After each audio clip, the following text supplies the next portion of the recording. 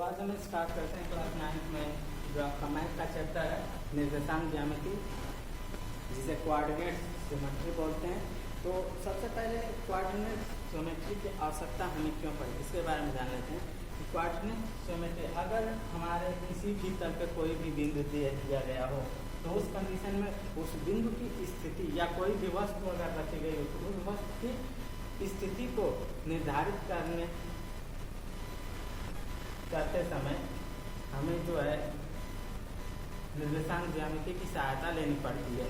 Suppose that कि अगर कोई आपका यहाँ पे आपके नोटबुक का कोई पेज दे दिया गया है या आपके नोटबुक का कोई पेज है, यहाँ पे ये कोई आपका बिंदु दे दिया गया, अगर उस कंडीशन में आपसे प्रश्न किया जाए कि इस बिंदु की स्थिति इस पेज पे क्या है, तो आप क्या अपने विचारधाराओं के अनुसार इसके भिन्न भिन्न उत्तर देंगे। उत्तर आपका ये भी हो सकता है कि ये जो बिंदु है ये पेज के बाईं तरफ का जो किनारा है उसके काफी करीब है, या आप ये भी कह सकते हैं कि इस पेज का जो ऊपर का किनारा है उसके करीब है। ये भी उत्तर आपका हो सकता है। उत्तर आपका ये भी हो सकता है ये जो आपका बिंदु है या ये आपका जो कोई वस्तु रखी गई पेज पे, ये पेज के बाएं किनारे तथा ऊपर का जो किनारा उसके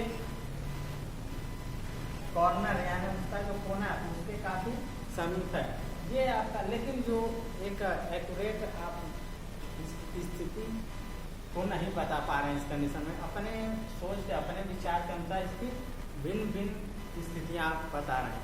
तो इस चीज की स्थिति की गणना करने के लिए हमें निर्देशांक ज्यामिति का सहारा लेना पड़ता है। निर्देशांक ज्यामिति का सबसे पहले जो है निर्देशांक ज्यामिति के बारे में सबसे पहले जानकारी जो हमें प्राप्त हुई थी वो फ्रांस के गणितज्ञ रेने डेकार्टे ने दी थी। रेने डेकार्टे ने निर्देशांक ज्यामिति की खोज की और उसके आधार पर इस बिंदु की स्थिति निर्धारित करते हैं कि ये बिंदु कहाँ पे आपका है। ठीक है, तो अगर बात करते हैं तो इसमें एक तल पे किसी बिंदु की स्थिति निर्धारित करने के लिए हमें निर्देशांक अक्षों के एक युग्म की आवश्यकता पड़ती है।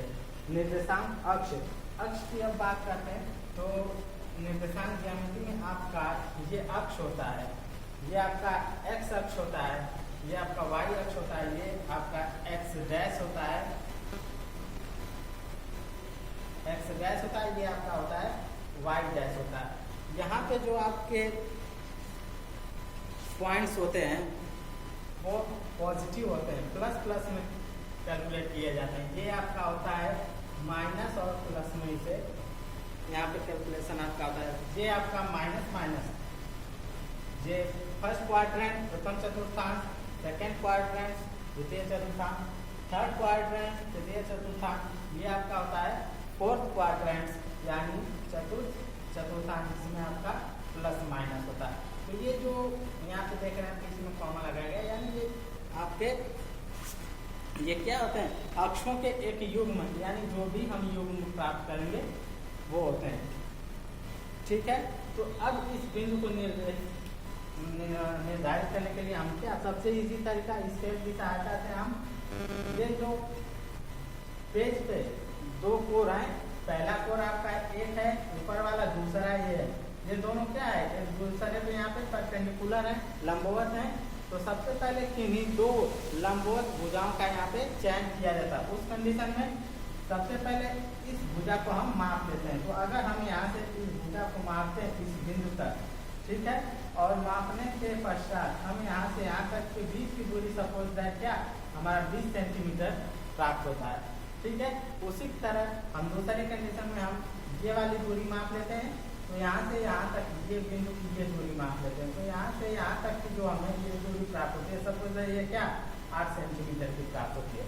तो इस कंडीशन में इस बिंदु ये जो आपका बिंदु था यहाँ पे, इसके लिए एक युग्म हमारा प्राप्त हो गया 8 20।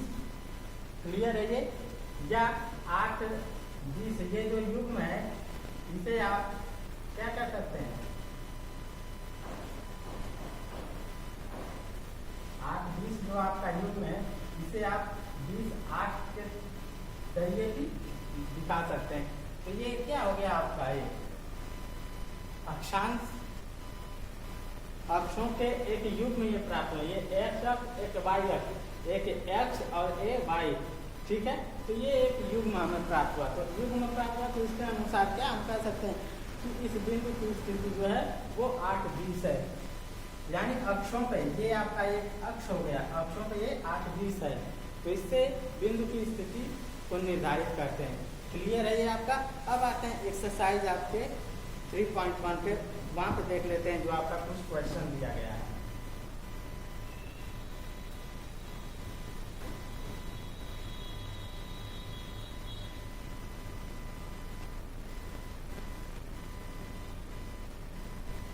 एक्सरसाइज 3.1 में आपका पहला क्वेश्चन है, आप लोग अपने नोटबुक से क्वेश्चन को देख लीजिएगा। सोल्यूशन यहाँ पे आपको बता दिया जा रहा है। सोल्यूशन जैसे बताया जाएगा ठीक ठीक आपको वैसे ही अपने नोटबुक पे कार्य करेंगे, आपको आंसर जो है बहुत इजीली मिल जाएगा। क्वेश्चन आपका दिया गया, एक अन्य व्यक्ति को आप अपने अध्ययन मेज पर रखे टेबल लैंप की स्थिति किस तरह बताएंगे। तो ठीक है, इसके लिए सबसे पहले क्या एक आरेख बना लेते हैं अपने माइंड में सेट करने के लिए कि एक टेबल है उस पर एक लैंप है, तो एक टेबल बना लेते हैं सबसे पहले, ठीक है।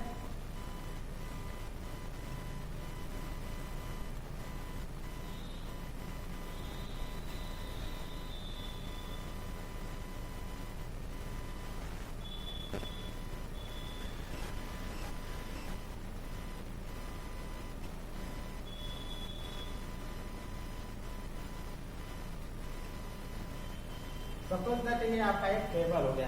अब इस पे कह रहे हैं क्या कि एक लैंप रखा गया, लैंप आपका कहीं पर भी रखा गया, जरूरी नहीं कि लैंप यहाँ हो यहाँ हो यहाँ हो। सपोज दैट कि हमारा यहाँ पे जो लैंप रखा गया है वो इस बिंदु पे रखा गया है।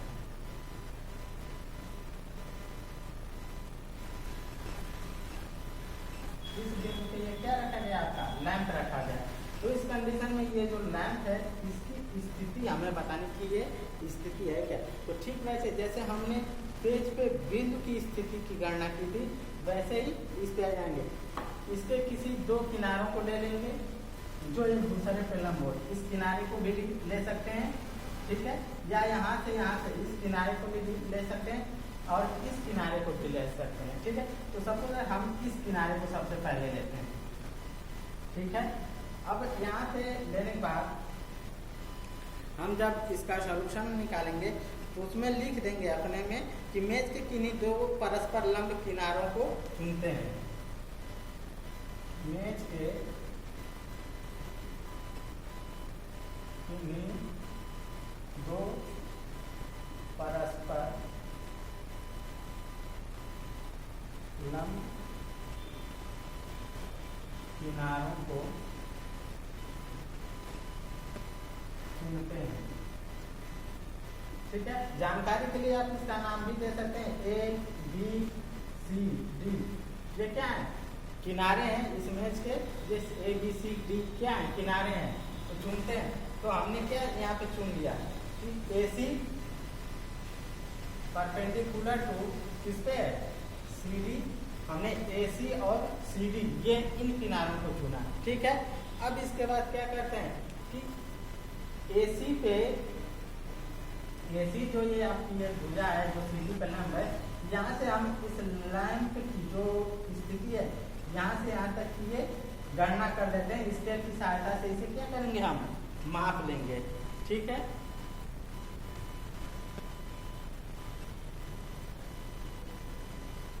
तो अब यहाँ पे हम लिख लेंगे कि लंबे किनारे से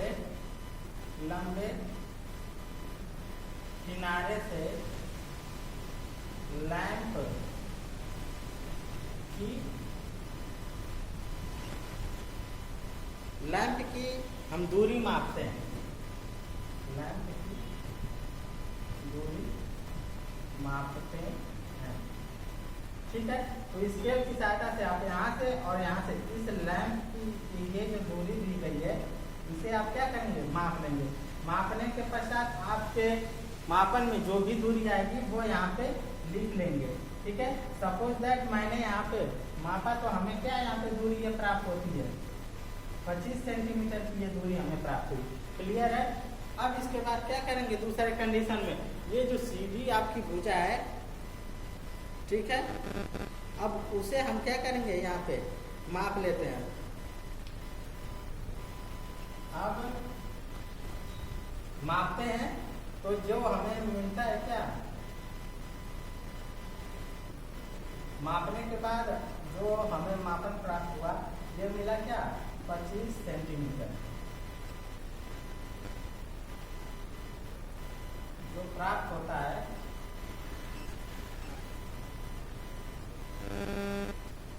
कितना, जो प्राप्त होता है हमें 25 सेंटीमीटर। क्लियर है। अब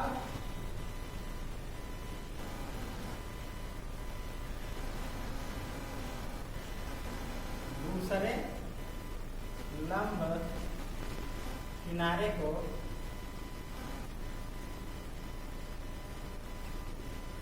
मापते हैं। ठीक है। जो प्राप्त होता है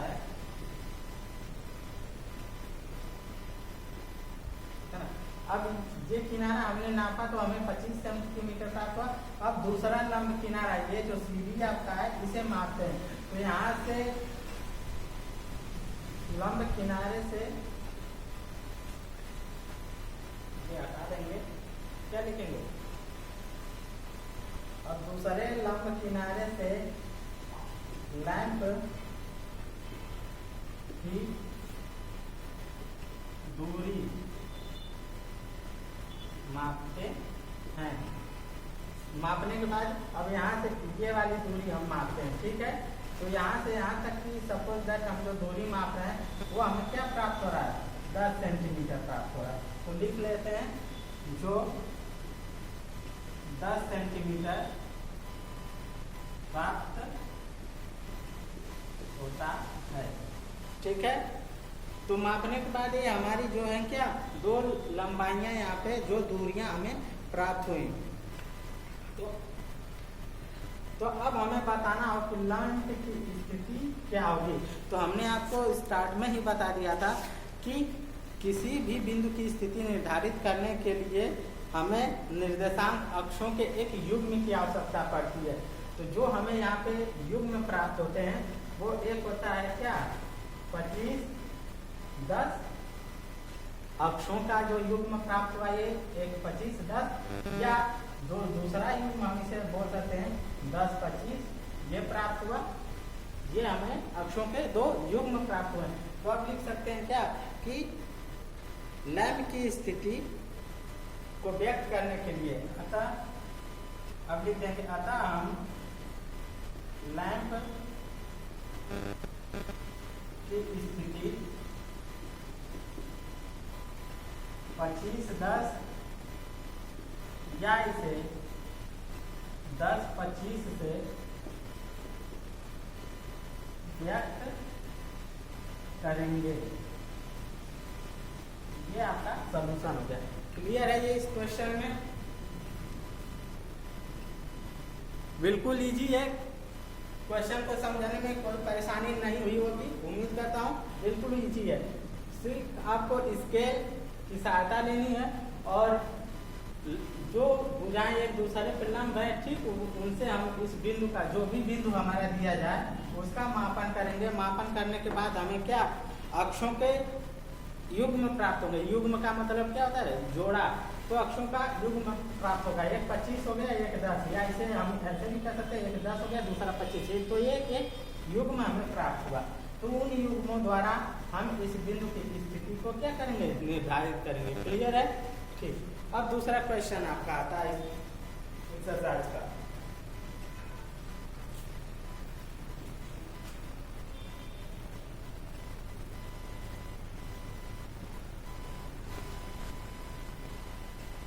अब आपके एक्सरसाइज का जो दूसरा क्वेश्चन दिया गया है उसमें है एक नगर दो मुख्य सड़कें हैं। एक नगर में दो मुख्य सड़कें हैं जो नगर के केंद्र पर मिलती हैं। ये दो सड़कें उत्तर दक्षिण की दिशा और पूर्व पश्चिम की दिशा की ओर हैं।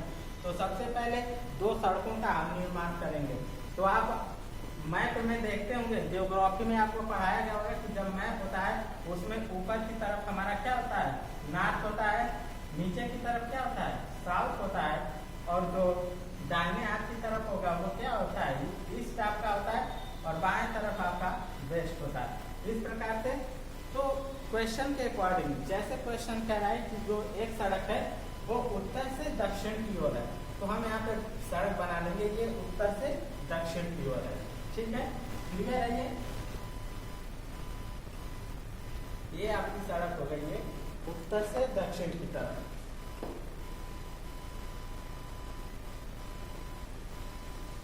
ठीक है, ये आपका उत्तर को हम नॉर्थ से यहाँ पे डिनोट करते हैं एन से, और दक्षिण को क्या साउथ यानी एस से यहाँ पे डिराइव करते हैं। दूसरा कंडीशन दे रहा है आपके क्वेश्चन में कि नगर की अन्य सभी सड़कें इन मुख्य सड़कों के परस्पर समांतर 200 मीटर की हैं, और दूसरी जो सड़क आपकी इसमें बन रही है वो क्या पूर्व से पश्चिम की ओर बन रही है। क्वेश्चन में आपको दिया गया है कि दो सड़कें उत्तर दक्षिण की दिशा की ओर और पूर्व पश्चिम की दिशा की ओर, तो यहाँ से आप पूर्व पश्चिम की दिशा की ओर एक सड़क बना लेंगे ऐसे। क्लियर है, ये आपका हो गया पूर्व पश्चिम की ओर। तो इसमें मैप के अकॉर्डिंग हम यहाँ पे भी, ये आपका ईस्ट हो गया तो ई से हम इसे डिराइव कर देंगे, ये आपका पश्चिम हो गया तो ये डब्ल्यू से यानी वेस्ट, डब्ल्यू से हम डिराइव कर देंगे। अब इसमें दे रहा है क्या कि प्रत्येक दिशा में लगभग 5 सड़कें हैं, यानी 5 सड़कें आपकी उत्तर से दक्षिण की ओर हैं और 5 सड़कें पूरब से पश्चिम की ओर हैं। क्लियर है, और इसमें दिया है क्या आपको जो ग्राफ बनाना है उसमें 1 सेंटीमीटर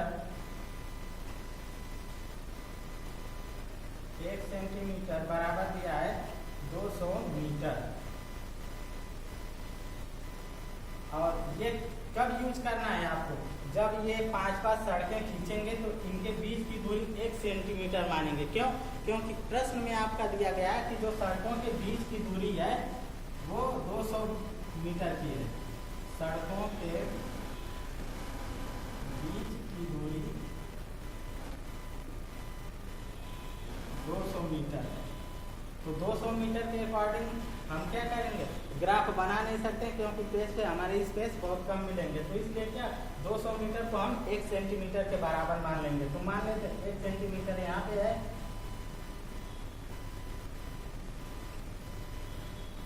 ठीक है। ठीक ऐसे ही हम इस y अक्ष पे भी मान लेते हैं, ये आपका x अक्ष हो गया, ये y अक्ष हो गया, तो यहाँ पे भी मान लेंगे।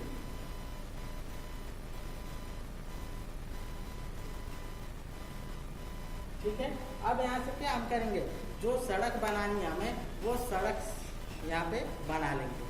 ठीक है,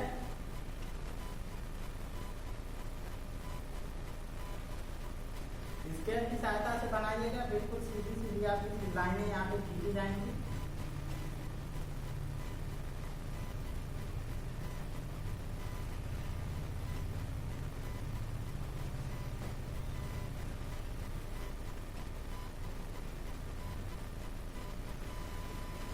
यहाँ पे हमारे पास स्केल नहीं है इसलिए लाइन थोड़ी आपकी तिरछी या टेढ़ी हो सकती है, तो आप लोग स्केल का प्रयोग करेंगे जिसके जरिए आपकी जो लाइनें क्या होंगी वो बिल्कुल ठीक ठीक होंगी। 1 2 3 4 5 ये हमारी क्या हो गई, यहाँ पे 5 सड़कों का यहाँ पे निर्माण हो गया जो हमारी उत्तर से दक्षिण की ओर आ रही है।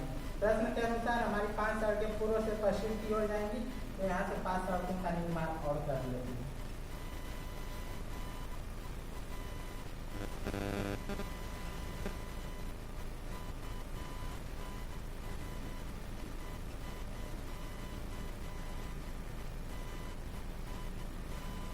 ठीक है, ये 5 सड़कें और हमारी हो गई। अब इसके बाद आपके क्वेश्चन में आगे कह रहा है यहाँ पे कि आपके मॉडल में एक दूसरे को काटते हुए अनेक क्रॉस स्ट्रीट होंगी, यानी ये सड़क यहाँ से और ये सड़क यहाँ पे, ये दोनों एक दूसरे को यहाँ पे काट रही हैं, तो इस प्रकार की अनेक स्ट्रीट यहाँ पे तैयार हो रही है। ये जो पॉइंट्स आपके हो रहे हैं, और ये क्या, ये सड़कों का एक चौराहा भी तैयार हो रहा है। ठीक है, तो जिनमें से एक उत्तर दिशा में जाती है और दूसरी पूर्व पश्चिम की दिशा में जाती है।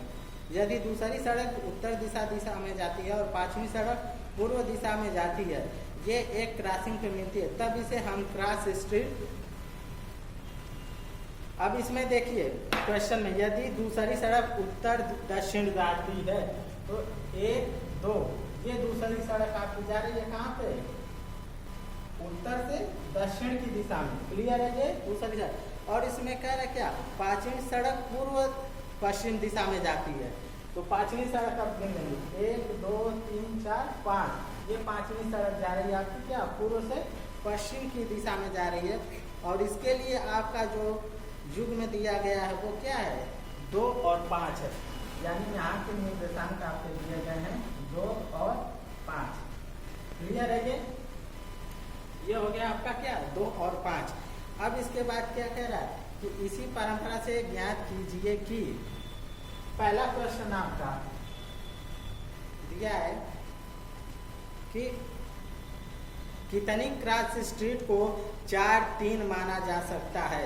तो कितनी क्रॉस स्ट्रीट को 4 3 माना जा सकता है। 4 का मतलब 4 सड़कें जो है वो उत्तर से दक्षिण की ओर आए और 3 सड़कें जो है वो पूर्व से पश्चिम की आए। तो 1 2 3 4, ये 4 सड़कें हो गई। अब 3 सड़कें, 1 2 3 सड़कें ये हो गई। ठीक है, तो 4 3 का मतलब क्या है, जो यहाँ पे ये पॉइंट आपका आ रहा है। क्लियर है आपका।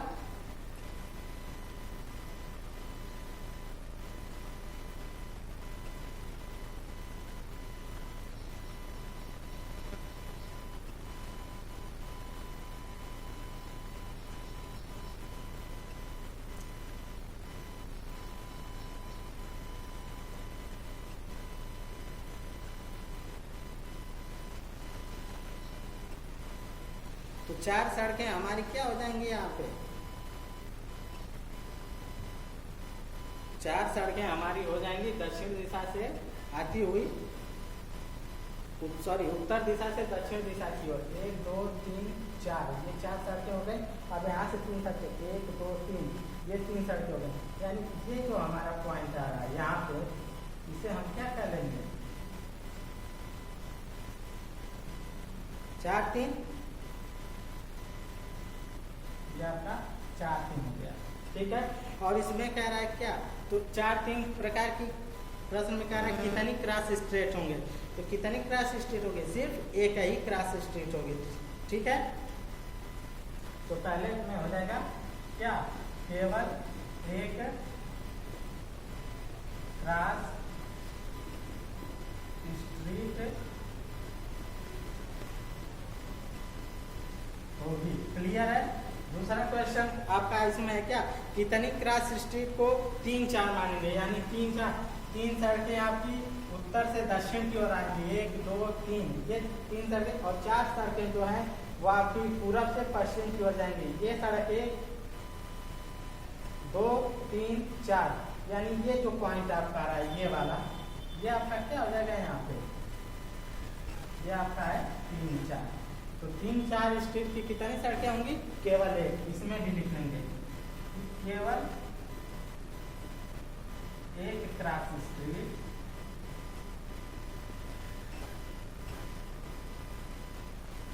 केवल एक क्रॉस स्ट्रीट आपकी 3 4 की होगी। 3 4 की मानी जा सकती है।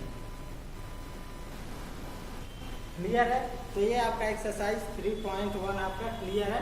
आगे हम आपको 3.2 के बारे में बताएंगे।